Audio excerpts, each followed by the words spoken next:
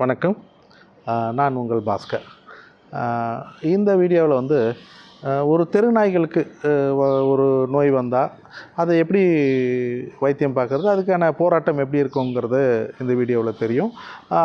தெரு நாய்களை பராமரிக்கிறவங்களுக்கு இந்த மாதிரி ஒரு விஷயம் உதவியாக கூட ஒரு வேலை இருக்கலாம்.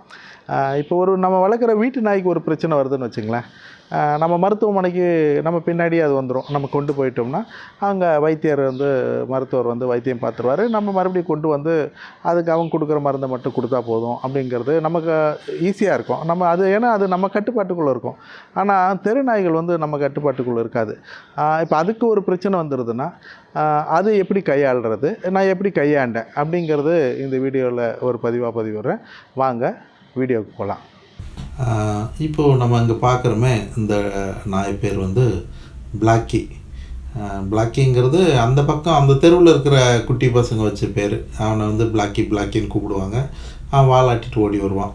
ஆனால் அவனை யாரும் தொட முடியாது, தொட விட மாட்டான். அவனுக்கு பாருங்களேன் எவ்வளோ பெரிய புண்ணு வந்திருக்கு.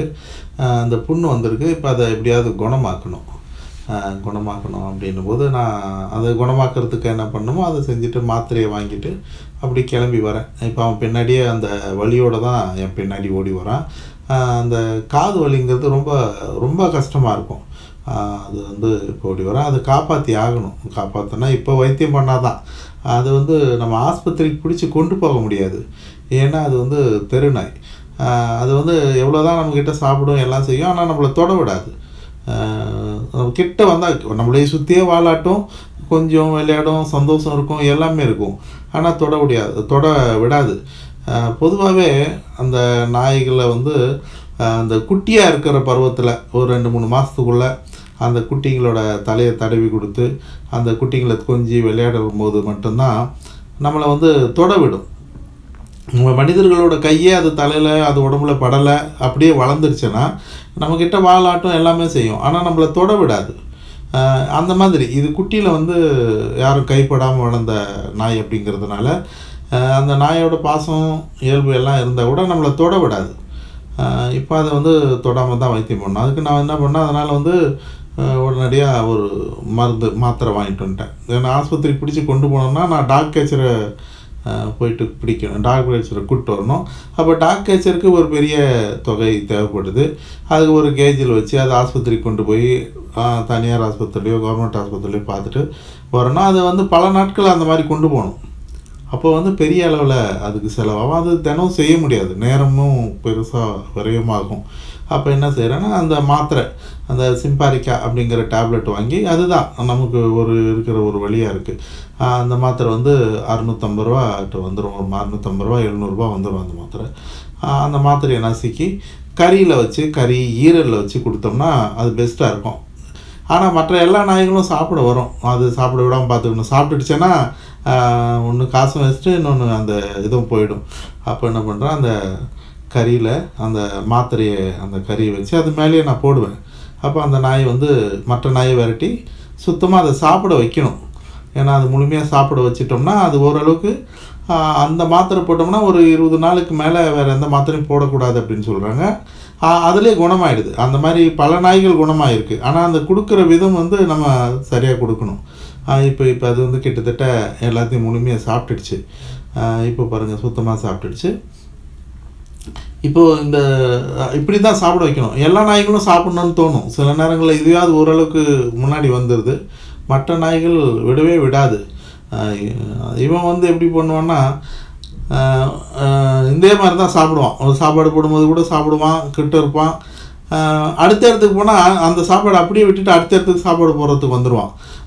மறுபடியும் அடுத்த இடத்துக்கு போனால் அந்த இடத்துக்கும் வந்துடுவான். எத்தனை இடத்துக்கு நான் போகிறேனோ கிட்டத்தட்ட ஒரு 10 இடம் 15 இடம் அந்த பகுதியில் இருக்கிற எல்லா இடத்துக்கும் கூடவே ஓடி வருவான். அது நமக்கு சிரமமாக இருக்கும். இப்போ முழுமையாக மொத்த மாத்திரையும் முழுசாக சாப்பிட்டு முடிச்சிட்டான்.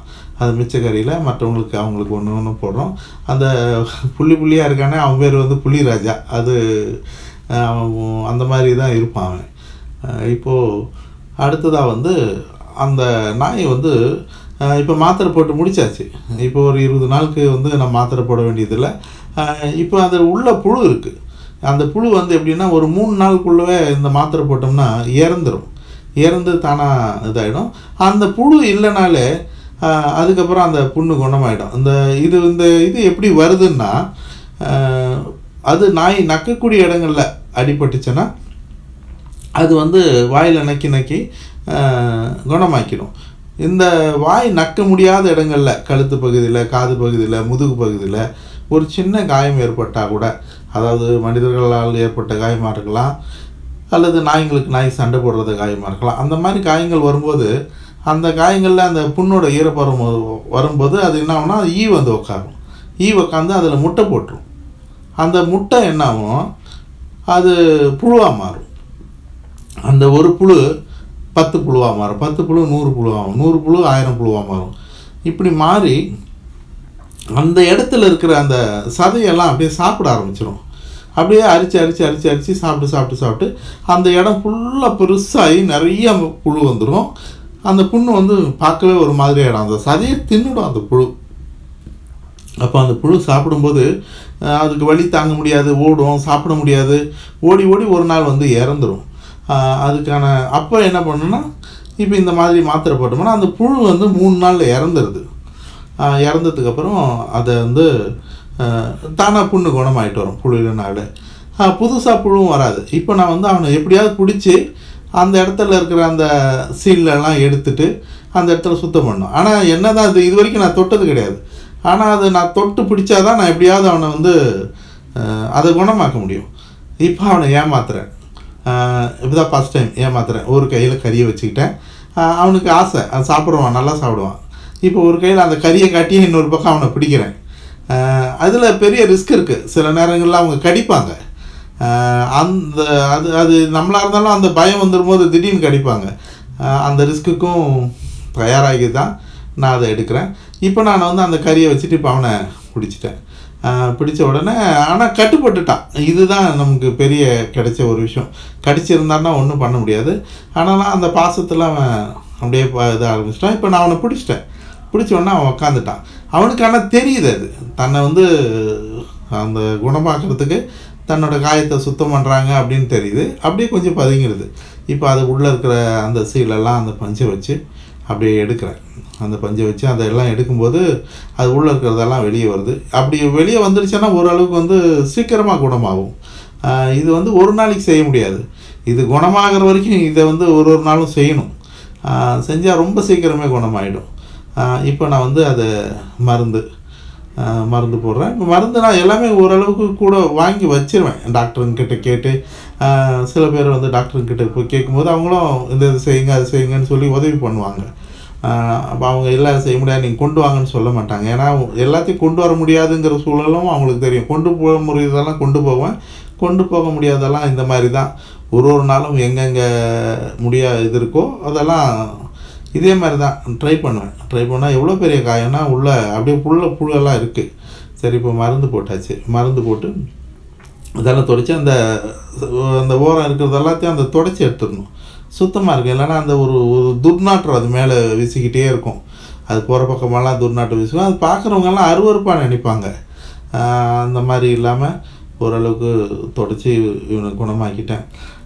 மேக்ஸிமம் வந்து நிறைய பேர் வந்து இந்த மாதிரி அடிப்பாங்க. அடிக்கும்போது தான் இந்த மாதிரி ஒரு காயங்களெல்லாம் வரும். கொஞ்சம் நாய்களை வந்து அடிக்காமல் பார்த்துக்கணும். இப்போ அதுக்கு அந்த வேலை முடிஞ்சதுக்கப்புறம் இது வந்து தொடர்ந்து நான் செய்யணும். ஒரு நாள் இல்லை, டெய்லி நான் செய்யணும். அந்த மாதிரி ஒருத்தங்க மாத்திரை வாங்கிறதுக்கு உதவி பண்ணாங்கங்கிறது பெரிய விஷயந்தான். அந்த நேரத்துக்கு மருந்து வாங்க, மாத்திரை வாங்க கேட்குற சூழல் தான் நான் இருக்கிறேன். இப்போ கேட்டு வாங்கினேன். இப்போ வந்து அவன் குணமாயிட்டான். இப்போ பாருங்களேன் எவ்வளோ சந்தோஷமாக இருக்கான். வந்து எனக்கு மனசுக்கு சந்தோஷமாக இருந்தது. அதே மாதிரி நிச்சயமாக உங்களுக்கும் மனசு சந்தோஷமாக இருந்திருக்கும். அதை நான் நம்புகிறேன். இப்போ இங்கே பாருங்களேன், இந்த ரோட்டில் இருக்கானே, இவன் பேர் வந்து சுப்பிரமணி. இவன் இதே இடத்துல குட்டியாக பிறந்து வளர்ந்தவன். இவனை வந்து சின்ன வயசுலேருந்தே நான் தான் பராமரிக்கிறேன். இப்போது இவனுக்கு ஒரு பிரச்சனை வந்திருக்கு. அதாவது காதில் அரிச்சு காது வீங்கிடுச்சு. அதாவது இந்த மாதிரி ஒரு அரிப்பு வரும்போது அவன் காலில் வந்து காது அடிப்பாங்க. அடித்து என்ன ஆகும்னா அது நீர் கோத்து அது வந்து அங்கே ரத்தம் கட்டிடும். அது கிட்டத்தட்ட ஒரு பலூன் மாதிரி ஆகிடும். இப்போ அது வந்து அதுக்கு ஒரே ஒரு வழி, அதுக்கு வந்து ஆப்ரேஷன் பண்ணணும். இப்போ இந்த சுப்பிரமணிக்கு வந்து உடனடியாக நான் ஆப்ரேஷன் பண்ண வேண்டிய சூழலில் இருக்கிறேன். இப்போ வந்து இவனை கண்டிப்பாக ஆப்ரேஷன் கொண்டு போய் பண்ணிடணும். இப்படி பண்ணாமல் விட்டால் என்ன ஆகுனா, அது அப்படியே போய் பெருசாகி அது கட்டி மாதிரி ரத்தம் ஆகி அது அடித்து ஒரு ஓட்டை விழுந்து அது புண்ணா மாதிரி அதுலேருந்து சீல் வந்து அது ரொம்ப கஷ்டமாயிடும். அந்த நிலைக்கு போகாமல் இருக்கணும்னா நான் இப்போ உடனடியாக ஆஸ்பத்திரி போகணும். அப்போ ஆப்ரேஷன் பண்ணோம். அப்போ இதுக்கு வந்து தேவை இருக்குது. இந்த தேவை இருக்குது. அதே மாதிரி உணவு வழங்குறது, மற்ற தேவைகள் இருக்குது, பராமரிப்புன்னு இருக்குது. இந்த தேவைகளுக்கு வந்து நிச்சயமாக உதவி உங்கள் கையில் இருந்து நான் ஒவ்வொரு முறையும் உங்கள்கிட்ட வந்து நிற்கிறேன். இப்போ உடனடி தேவையாக இது இருக்குது. உங்களால் முடிஞ்ச உதவியை செய்யுங்க. நான் தொடர் சேவை செய்யணும். தொடர் சேவை செய்ய நான் தயாராக இருக்கேன். உங்களோட கையை நான் எதிர்பார்க்குறேன். அவங்க நலனுக்காக நீங்கள் உதவி செய்யுங்க. உங்கள் உதவியை நான் எதிர்பார்க்குறேன். நன்றி, வணக்கம். நீங்களும் உணவளிக்க உதவலாம். Please help us to feet.